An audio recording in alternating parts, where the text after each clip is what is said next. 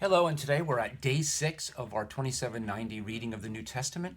And today there's two really important events. Of course, they're all important, but there's the Transfiguration of Jesus, where he goes up on the mountain and the disciples see him as he is in communion with Elijah and with Moses.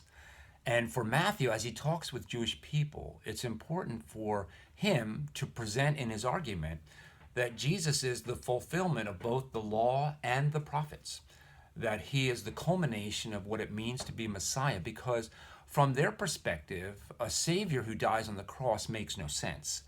So he has to help them to understand that Jesus is in communion with both the law and the prophets, that he is not speaking something completely different, but is in fact fulfilling the intention of the law and the prophets as we work through this.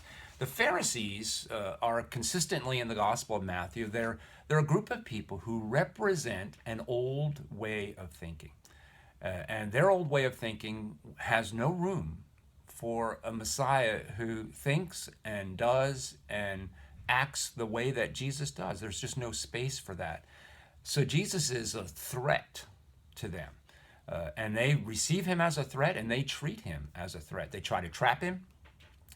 And one of the things that Jesus does pretty consistently when he's threatened, I call it poking the bear.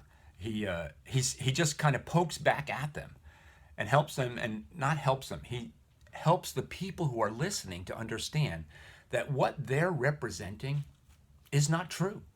It's not the truth that God intended for his people to receive. They are simply promulgating their own ideas and their own interpretation of the law and the prophets.